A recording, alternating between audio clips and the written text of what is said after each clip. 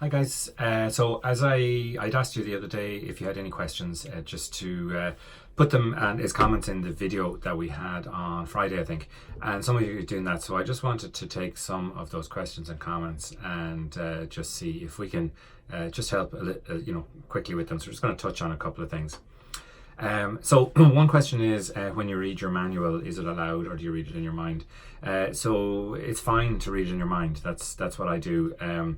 And there isn't a need to answer the questions. It's just a matter of reading those questions and just getting that information kind of into your subconscious and kind of programming the subconscious. So just reading that quietly to yourself in the morning is perfectly fine.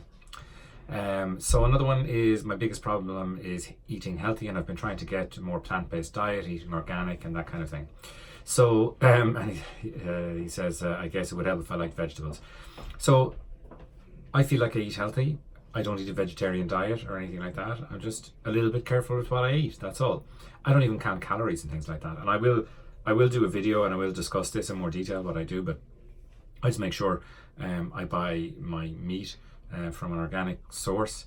I make sure I buy my fruit and vegetables from that as well.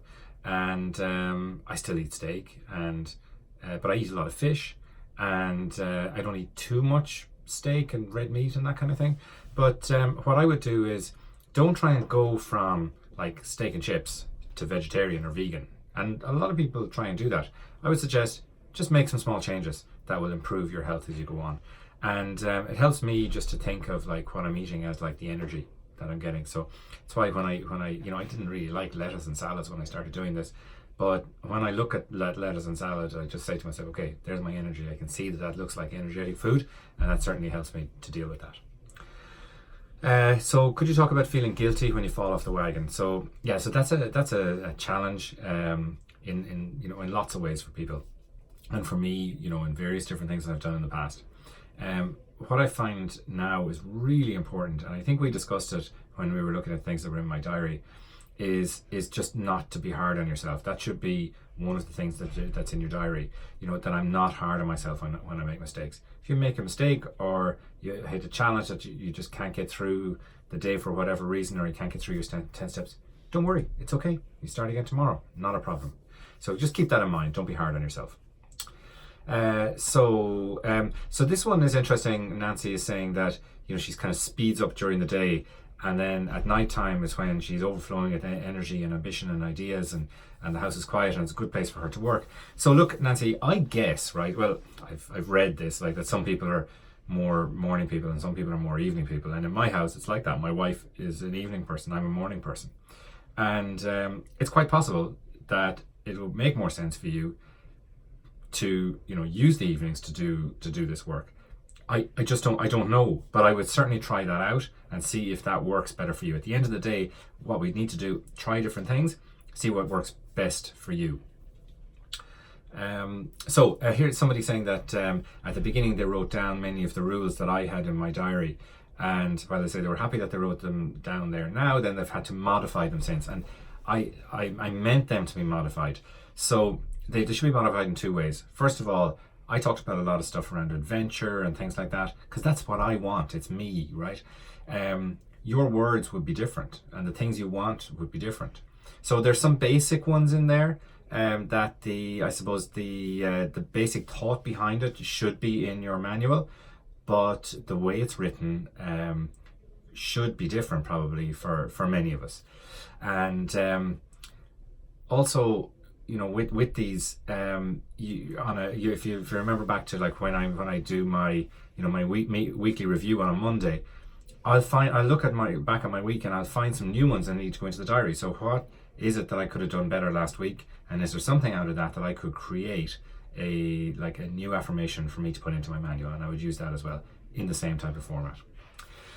So, somebody's saying here, in the past, I've made some big changes and then I've been disappointed with the results. Yeah, me too. And I guess most people here. What I find about this though, is that like with other things that I've tried, let's just say it's like just getting up earlier in the morning, or just going out running in the morning, or something like that. What I found is it needs a lot of willpower. And I personally think, and maybe some people are different, but willpower only goes so far, right? I can only have so much willpower for so much time, and then I run out of it.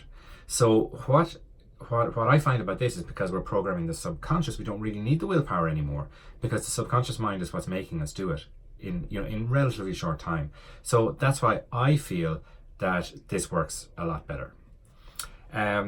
So somebody else saying that some of the affirmations that they made in the beginning were quite general and they've had to change them. So again, back to my previous question on that as well. Change them to make them more meaningful for you. Absolutely, that's absolutely what should be done. So somebody else has a challenge when they debrief the day. They notice that they often get sidetracked by the things that are brought up in that time. And I think that's just down to practice. So that happens to me sometimes when I go off on a slight tangent. But what I try and do is I just give myself like a short period of time, just maybe 4 minutes to do this debrief. And what I find that does is kind of focuses me just to make sure I get through it. So what I do is I start chronologically going through the day. How did the morning start? Go right through up into the evening. And then I usually kind of work my way back then from there and say, okay, well, what could I have done better? Working from the evening back to the morning again. And then what would make a 10-10 day for me, a 10 out of 10 day for me. So yeah, I think that might just take a bit of practice. I think that's all you'll need there. But that's not really something that should be too difficult. Maybe you might find that writing down the points might help. If that does, do that. So here's another one that this person said they would spend more time this morning contemplating why that is. Sorry, it's the same question. So contemplating why it is that those challenges. And so yeah, I think the thing is to try and as I say, either write it down. You're saying you want to get rid of these distractions taking center stage, and yeah, just try different things and then practice a little bit of those. So one more. Someone is saying that when they're visualizing, they find that they can't actually see a picture when they're visualizing, so they're not seeing anything, as they say, on the screen of their mind. And so I as you know, I'm not the expert in visualization. I've said that before. But what I would do if this was me, what I would do is I would go to the Headspace meditation app that we've discussed, and in there's some exercises on visualization, which are not so much around getting that picture, but about something a little bit more abstract, and that might help.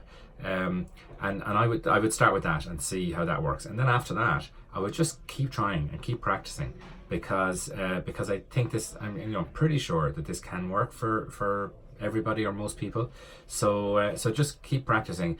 If you can't see the picture, what else can you see? Can you smell things? Can you feel emotions? Can you feel things? Can you touch things? Try that kind of stuff. So then I have somebody else saying that they like to, when they're debriefing, give the day a 4 out of 10 or an 8 out of 10 and then top them all up at the end of the week. And I think that's perfectly fine, but it's not what I'm looking for out of my debrief. So out of my debrief, I'm looking for, what are the things I could have done better? So they're individual things. It's not particularly how the day went itself, but what are the things that I could have done better in the day?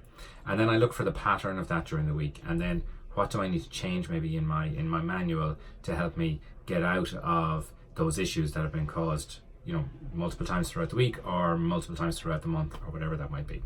So I hope that helps some people. I know if people have asked these questions, other people are thinking about them and just haven't asked them. But please, ask questions anytime in here, and I'll try and answer them as best I can.